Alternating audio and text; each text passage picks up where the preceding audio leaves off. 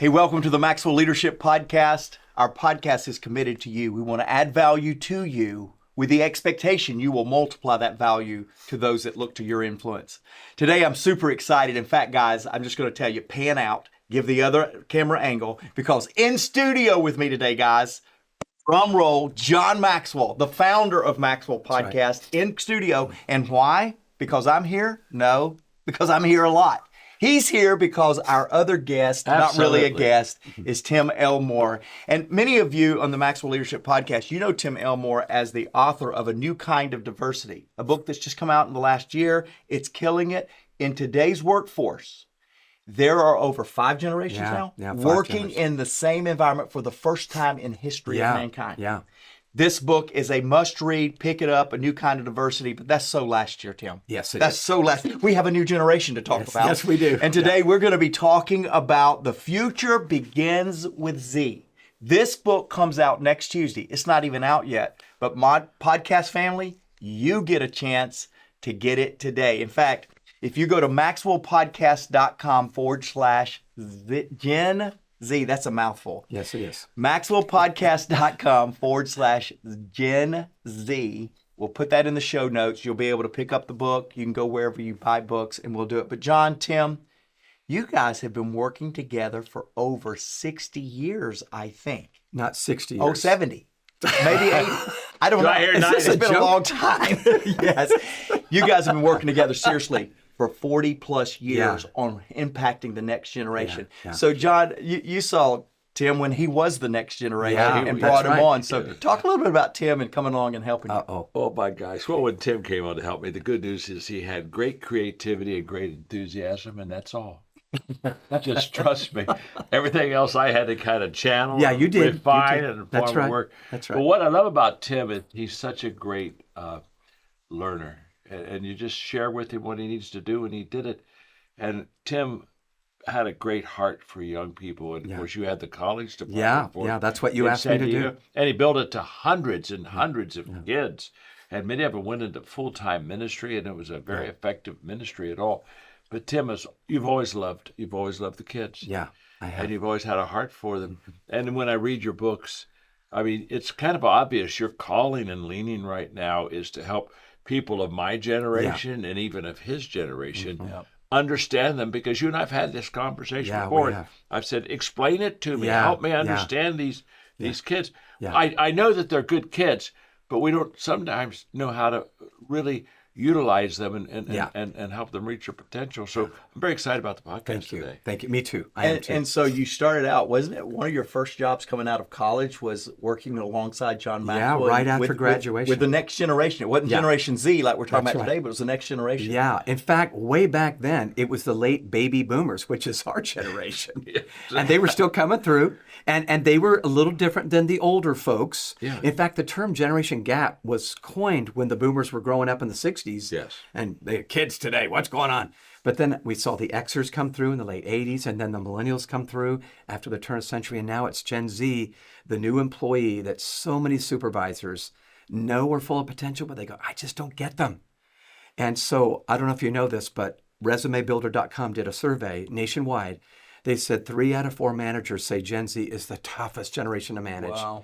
And 30% say I fire them within the first month.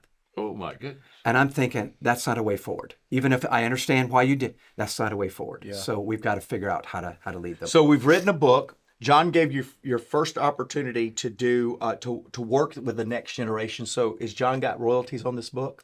Well, I'll give him whatever he wants.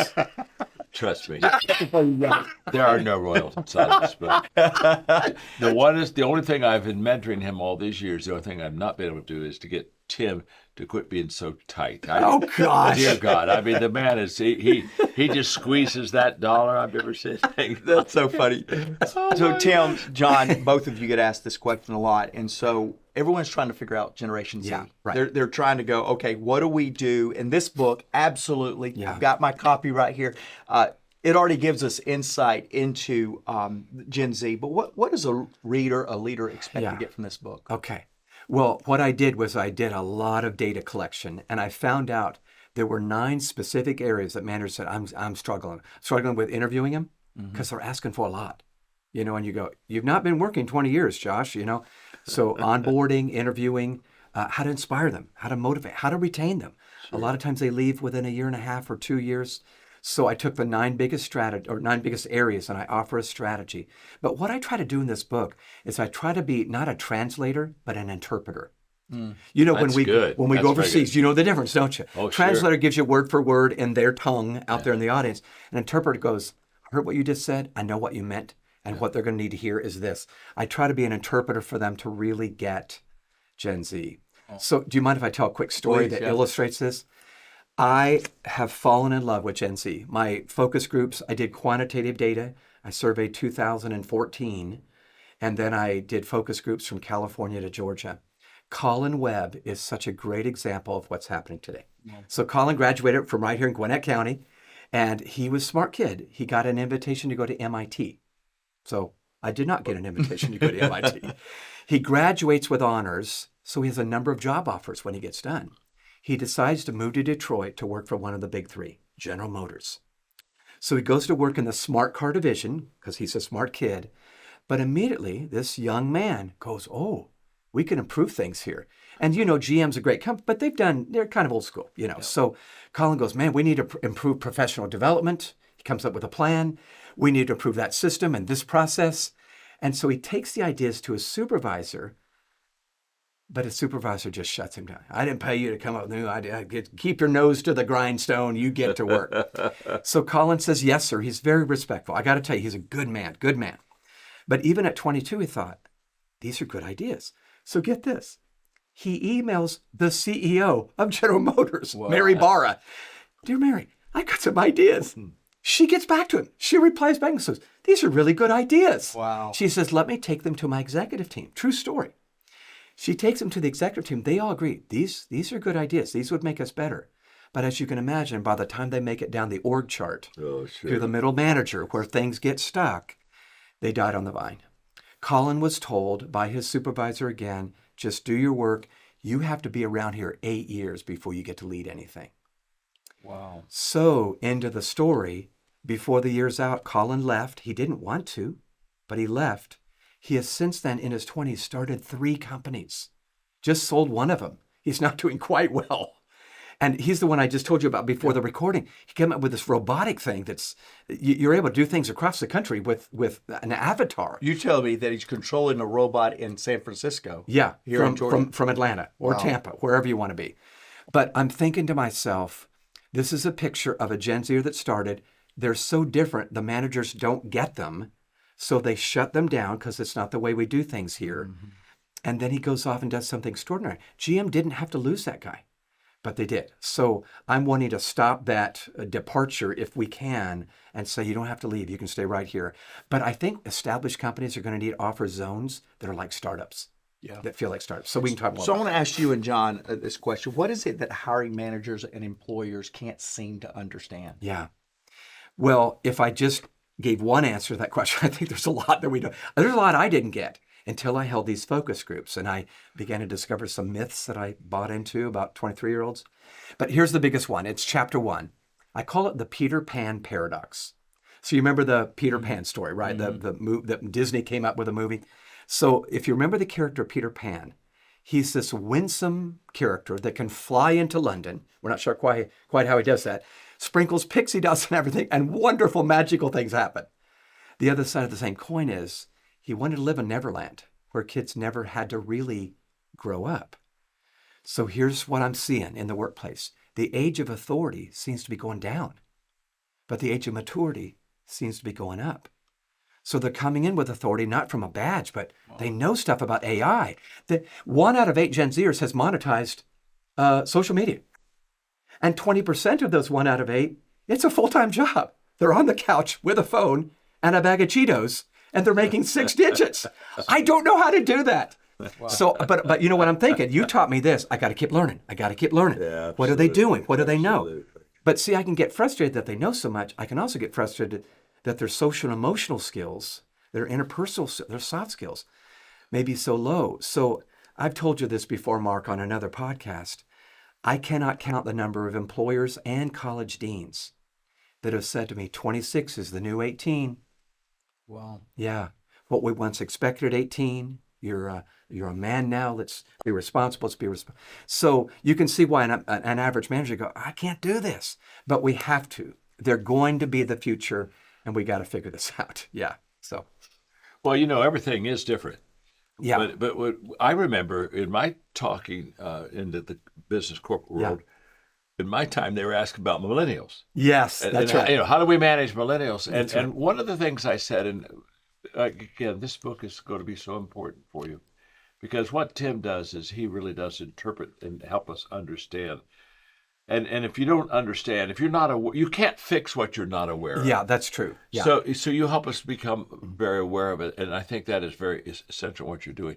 But with the millennials, they said, well, their question was always, what do we do with the millennials? Yeah. We got it. What do we do with them? Yeah. What do we do with them? Yeah. And my whole thing was value them.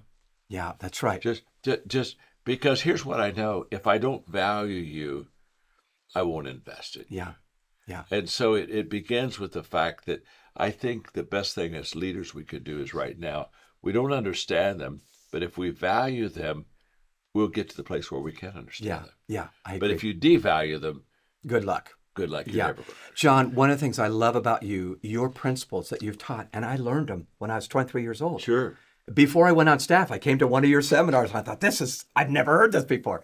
But I love the fact that it's time. You got to value people. That will be true in 50 years. It was true 50 years ago. And this is what we have a hard time doing because I don't know if you're valuable. I had a Gen Zer in a focus group say, my problem is at work, I feel like a commodity. Yeah. I spend a little money, I use it, and I discard it. That's how they feel. And I said, what if we changed it from commodity to currency? What if we treat it like currency? Well, I invest in currency. Mm-hmm. And it gets more valuable when I invest in my retirement. So if an employer could say, don't think commodity, think currency, I think and it's value in people is what it is. So we got to do that. Yep. Hey, what are some of the biggest misunderstandings about Gen Z that reveal more about us than it does them? Okay. Well, first of all, you guys both need to know, we've been saying kids today since Socrates. Yeah. Thousands of years before we ever came around. Socrates wrote back in the day, kids in my day are disrespectful to their elders and they're not listening to them. I'm going, nothing's changed, has it? It hasn't. Centuries later. That's right. Come on. That could have been written last week in the New York Times. So here's a couple that I would say. And I have a whole chapter on the myths that we bought into. When I say we, I mean me. So I was talking to a young lady in LA in a focus group, talking to a focus group. But I said, one of the things I keep hearing bosses say is, you guys really don't want to work. I mean, 5 o'clock rolls around, you're splitting as soon as, you don't want to finish the task you're working on. You just leave immediately. You don't want to work. And this young lady, 21 years old, said, Dr. Tim, can I tell you why I leave at 5? I said, sure. And she goes, I leave right at 5 because I have to zip over to another job. I don't make enough money here in LA to pay the bills on this first job. And then after that second job, I rush over to take care of my mom, who has stage 4 cancer. And I suddenly thought, she may have a better work ethic than her boss does right now. Wow. And that was good for me to hear. I apologize. I said, Nat, I'm so sorry. I fell into the same trap of thinking you don't want to work. They do have passion. They wanted to feel different. We're dutiful in our job to get there on time, but it's devotion, not duty. And I want to talk more about that. Yep. They'd like to see their job like a hobby, which makes the hair on the back of my neck stand up. Yep. But once I understand what they want, I go, I hope this does feel like your hobby, that you can hardly wait to get here and do it. And that your best work might be 10 p.m., not 10 a.m. But we got to change the way we profile the job. So anyway, that was one myth. I'll tell you what another myth is. I think we don't think they have any respect for elders or authority, and it is different today. The respect for police officers, that's gone down. Respect for government, that's evaporated. But here's what I noticed. In the research that I uncovered, I found they do respect older people that they know. Oh. So think about grandma and grandpa.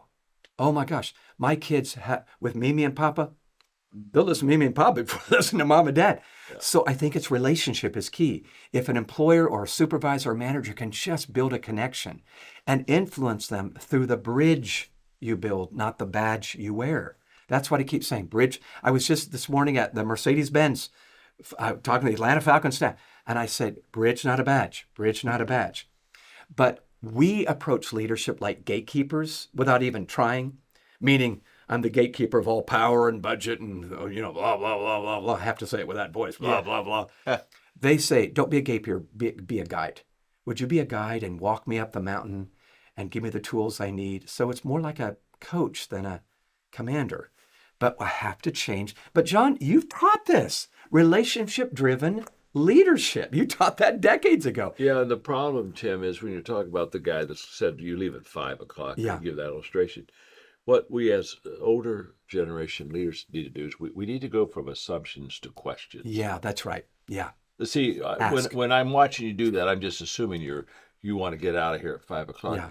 But I've never got to know Yeah. you. I've never taken enough time to ask you questions to understand Yeah. you. Yeah. And if you don't have an understanding, you have a Yeah, misunderstanding. that's right. So I think it's a lot of this is all cut out the assumptions and start Yeah. asking the questions, and really do you is true. begin to understand where they Yeah. are. Leading with questions, which somebody else wrote a book Oh, on. my God. I'm you did telling that. you. Yeah, seriously. It's all I'm saying is what you've been saying for years. We have to do it. We have a choice with this younger generation. Makes sense. Let me talk to you. So I'm CEO of companies, and just last week, I want to talk a couple of questions about the workforce and how, as a leader, we can get leadership quality out of them. Yeah. And so just a week ago today, if you're listening to this live, again, the book comes out Tuesday, but if you're listening to this live just a week ago, I'm in a room with you, and let's see, Coca-Cola was in the room, Chick-fil-A was in the room, let's see, Emory Healthcare was in the room. Mm-hmm. We had all of these leaders, and there was a whole lot more in there. And this was the leaders of leaders in the room wanting you to talk about this book. Yeah.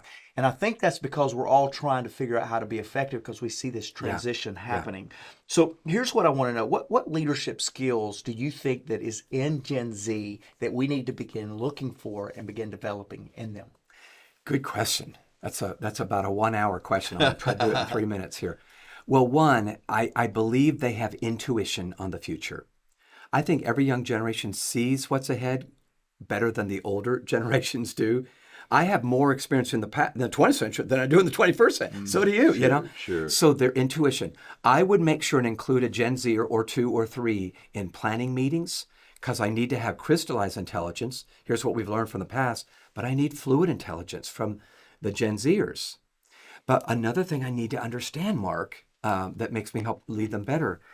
Adam Grant is a organizational psychologist at Penn. I love this guy. Yep. He says we're experiencing the democratization of the workplace. So when I started, it was very clear you were in charge, and thankfully you're a benevolent dictator. But what John said, we're going to do. Yeah. Today, Gen Zers are expecting a little bit more flat organization, and I have access to you, and you may go, you're not going to have access to me, Austin, you know. But I think we need to understand this flattening is happening. So we would say older folks have wisdom. They might say, yeah, but older folks may be irrelevant. We would say systems give order to chaos. They would say, well, yeah, but systems need to be disrupted in order to grow. Well, both are true. We're the gatekeeper. No, be a guide. We would say position gives you the right to influence. They would say connection gives you the right to influence me. So, John, I feel like my roots are so much in you. I'm just waving the flag for a new batch of managers who are trying to figure out a 21-year-old. And I said this before, we don't know much about the future, but we know one thing. Gen Z's going to be there. Yeah. And we may not be. So they're the future. We've got to invest. Bob Taylor said this to me when I was talking to the book. Bob Taylor said, never be afraid to invest in the inevitable. Yeah, and they're the inevitable. Isn't that's that a great good? quote? It's a great because it's inevitable. They're coming. That's right. You know, sometimes I think we want to curse the darkness instead of turn on the light. Yeah. And one of the things I love about this book, you're turning it. This is put the light switch. Yeah. And you help us to see things like we haven't seen them before. Yeah, I hope so. That's my goal. I'm going to tell you, I started that question off, and I got another workforce question. But I'm always looking, leaders, for the team application. And for myself, our team, we're going to holistically look at this book, and we're going to get better at leading Gen Zs. And I would just challenge you, don't make a single book purchase on this. Oh, no. You need to go grab a 10 copies for you and your managers, your leaders to go through and begin to work on this book, because it will help you with this next generation.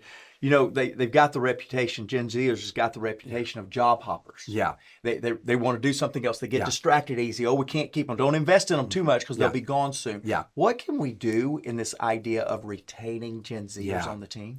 Yeah, that's a brilliant question. And that's what so many people are asking. Let me throw out a few ideas and you can just take whatever you want.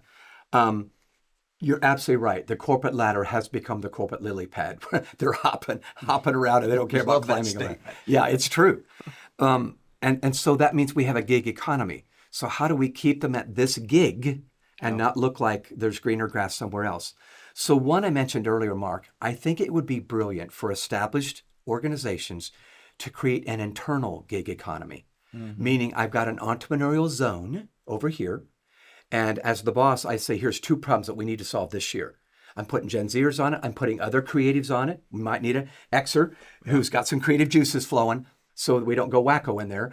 But turn them loose, set aside budget for the untold fruits of that zone. Yep. But to a Gen Zer, it feels like a startup, but it's really an established, secure, financially secure organization. That would be one.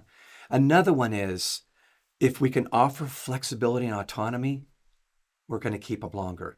If we're very prescriptive, these are the 7 steps, start at 8, end at 5, blah, blah, blah. You always gave me autonomy. You said, you grow that group over there, but you're free to do it however you want to. You never prescribed. And I was so happy about that. I didn't want to leave. I think it's extra true today. Yeah. So flexibility and autonomy. Offer meaning as much as money. Gen Z, we found out, really does want money. Okay, yeah. There's no difference. In fact, they're asking for a lot. You might get put off, employers or hiring managers. They're asking for a lot because mommy or daddy has told them to ask for a lot. In fact, fasten your seatbelts. I just read the latest data. 4 out of 5 Gen Zers are now bringing one or more of their parents to the job interview. Oh, I'm not kidding. Goodness. They're out in the parking lot waiting for the compensation discussion. And then mama comes in. Mama sometimes wants to be there for the whole thing. And I feel bad for the Gen Z because I think the Gen Z is embarrassed. But yeah, it's just amazing. Oh, so Pull anyway, up an extra chair for job interviews. That's right. That's right. What I just heard. Yeah, it's so true. Let me give you a couple of others. I'm trying to talk fast. Another one is manage by objective. I kind of hinted at that, but give them an objective and say, I'm going to let you creatively get to it how you want to. Now you come consult with me if you need to. Wow. And don't burn down the building. Yep. But that's a couple of others that I think are important. I found myself guilty of gaslighting. I'd not even heard that term 5 years ago.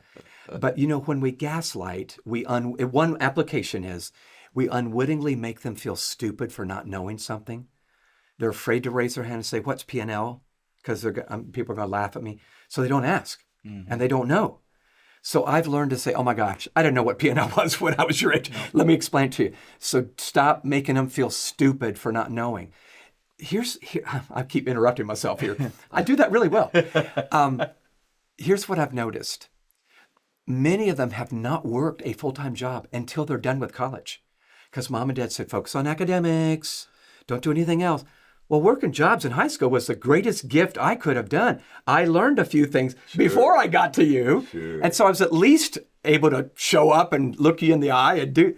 So just know, mom and dad may have prevented them from getting ready. It was the very thing they didn't want to do, and they did it. I'll stop there, but I think that's a huge, huge thing. So. And it goes back to your GM illustration you gave earlier. Yeah. The kid didn't leave GM. He left a manager. Yeah, that's right. That's really true. He left a person because it was this number, right? Yeah, that's right. After I said, this feels better. Yeah, that's right. Else. Yeah, you're right, John. So Macy's, my daughter, I talk about her a lot on the podcast. Macy's future boss. I'm so sorry, me and Stephanie protected her too much. You got a handful on your hands. Yeah, probably like a lot of parents out there. Okay, let's go to communication. John, you wrote the book. Everyone communicates. Few connect. Communicating across generations can be very tricky at best and ineffective at worst. What help us understand the communication preferences of Gen Z? Okay. The first thing I would say, and if I only had one thing to say, it would be this. Half of our leadership and half of our communication needs to be, I'm zipping my lips and I'm listening. Yeah. So I've been a great advocate of reverse mentoring, where I sit down with a young man who may be 22 years old, And I say, let's both mentor each other. So I start with swapping stories, because you always find something in common when you swap stories. Yep. Then I'll say, let me impart to you, a couple thoughts on how to succeed here. But then I'm going to trade hats with you, Cam or Andrew, Yep. and say, tell me how do you get that app on your phone, And he'll laugh, but he'll go, oh, I feel valued. Because the 65-year-old man that wrote a bunch of books is asking me that. So communication needs to be listening and imparting. But I'm going to get off track a second. I had a thought that came to me that I think might be the best answer to that question, Mark. Very often where we get stuck with Gen Z is we have to offer some hard feedback. Mm-hmm. We have to have a hard conversation. Yep. And they can be, not always, but can be fragile. They're known as fragile. I'm sorry, Gen Zers, if you're listening, but your colleagues, maybe not you, a little fragile. In fact, they're weaponizing the psychological safety thing. So that's not psychologically safe here. No, we're candid with each other here. Yep. So you know how that phrase we've said forever now, this is the leg you got to stand on? Yep. I take the letters A-L-E-G, a leg, and I try to follow them every time I'm offering some hard feedback. So let me go through them real quick. The letter A reminds me, instead of telling them what they did wrong, I need to ask, just what you said before. Yeah. Ask, what was your thought process when you made that decision? I don't know if it would have come to me. You're not saying, what were you thinking? That's not legitimate. But when I ask, they do feel valued. They're, oh my gosh, boss, you're asking me? So ask, they feel valued. Listen, L, they feel heard. So if I do the active listening, and by the way, it does little good to ask a question or not willing to listen, I'm listening. The letter E is empathize. This has been a learned trait for me post 6 years old. I'm ashamed to say. I think sometimes females are better than males at empathizing. Right. But I had to learn to say things like, oh my gosh, I had no idea. Or, I bet that made you feel awful when that happened. Mm-hmm. But when I empathize, they feel understood. Yeah. So think, ask, they feel heard, or valued. Listen, they feel heard. Empathize, they feel understood. Now I've earned my right to do letter G, which is to guide them, which is what I wanted to do in the beginning. But I earned it through a bridge, not a badge. So maybe that's the best communication tip I can give you. Practice a leg every time you're talking. And I bet you're going to get respect right back, listening right back, empathy right back as a leader. So John, I watch you, love traveling with you, and I watch just all generations. Speaking of the workforce, you've been communicating to all generations for some time. Communication to Gen Z. Are there some commonalities that it doesn't matter what the generation is, or is there some unique things? Oh, it's all about them. You've got to go to where they are. The tendency for all of us is for them to come to us and for us to set the agenda. And that's not the way to do it. Yeah. When you communicate, it's all about you. How can I serve you? How can I add value? How can I understand you? And the moment that our focus is off of ourselves, get over yourself. Yeah. So that you can concentrate and focus on others. And I think, again, these are just very simple values, but you're helping us understand Gen Z. Yeah. I'm trying to help us understand ourselves in the very fact that if I value you and I focus on where you are, we're going to do good. Yeah. We just really are. But if it's my agenda, then we're going to have problems. And again, any great leader understands there is a compromising that has to take place for people to really follow you. This is a generation that's not going to follow you because you have a title or a position. That's right. They're going to follow you because they respect you. They're going to respect you because you respect them. They're going to value you because you value them. You're right. The answer is almost always in the middle. I wish Washington, D.C. could learn this. The answer is almost always in the middle. Yeah. So, but anyway. So you deal with two things in this book, mental health, where we are now, and anxiety.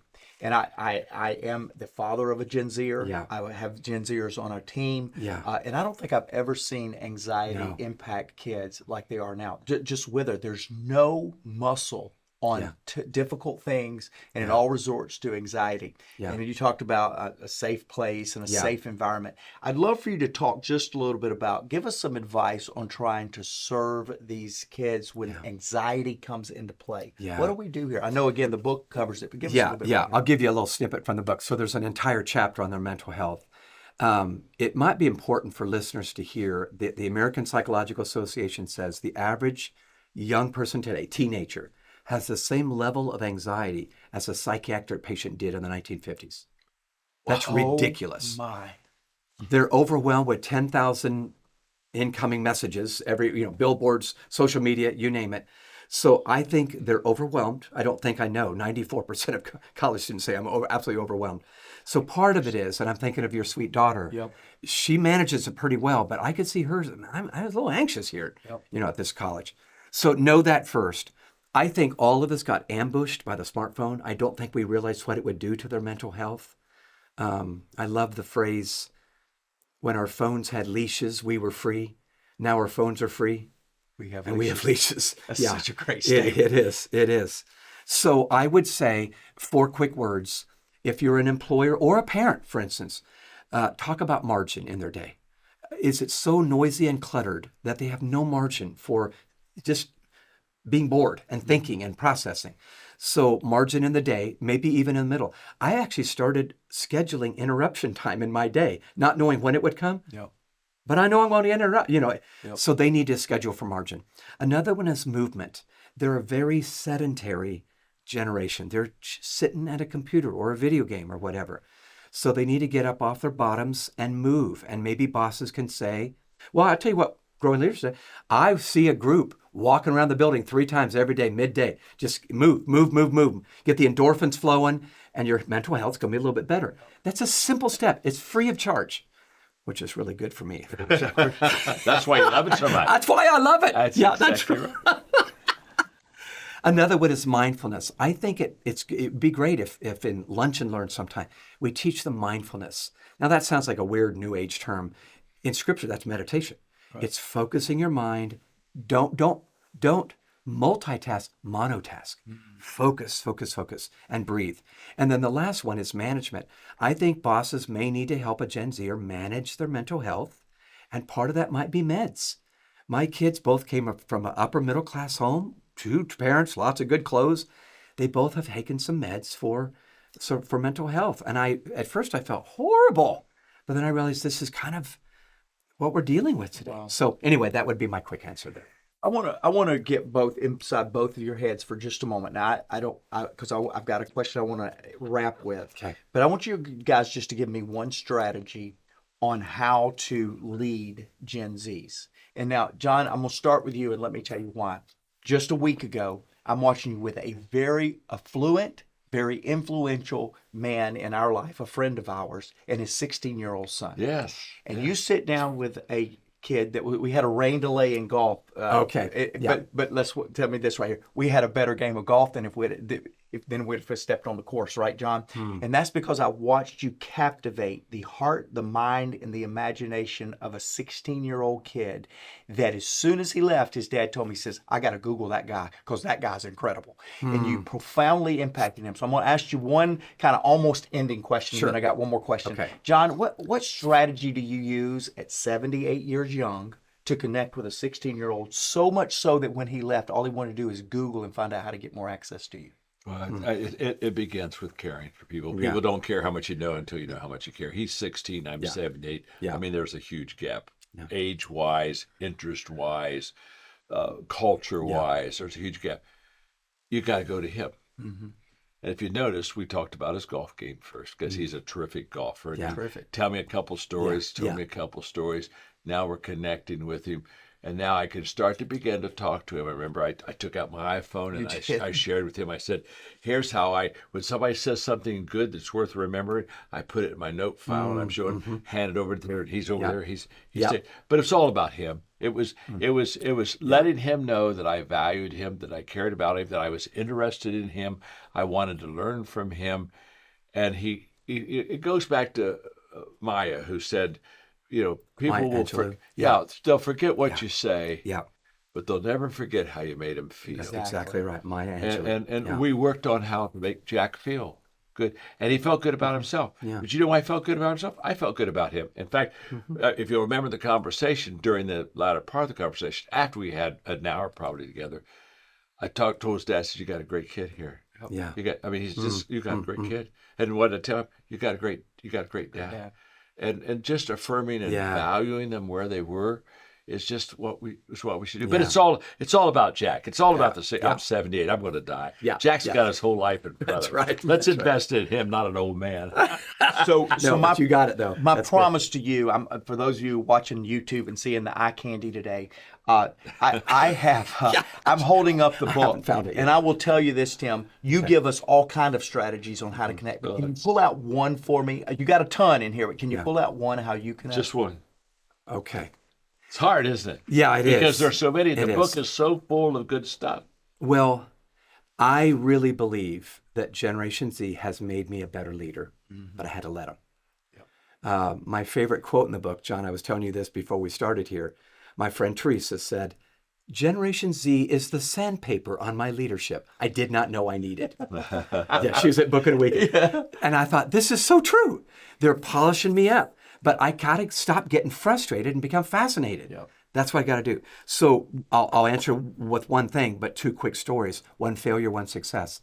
In 1979, we began to hear about a young man, 25 years old, our generation. His name was Steve Sasson. Steve Sasson worked at Kodak. Remember Kodak back in the day? Mm-hmm. Steve Sasson created or discovered or invented the first digital camera. Never saw the light of day. Because Kodak thought, we got film and camera. We know that's going to cannibalize what we're doing. Yeah. So never saw the light of day. I think Kodak fought for bankruptcy recently, not long ago. That was a failure. Here's a success. The greatest accomplishment in the 1960s, you were a young man back then, was NASA, the landing on the moon in July of 1969. So you've talked about this many, many times. I've talked about it, but I started digging and I found out something. This is a great way to end the podcast. So when JFK twice made a speech in the early 60s, we're going to put a man on the moon by the end of the decade. NASA did not even have the technology to do such a thing. Yeah. So they had to scamper. And what they had to do was bring in from Purdue and MIT technology that the 50-somethings did not know what the heck to do with. The interns, does this sound familiar?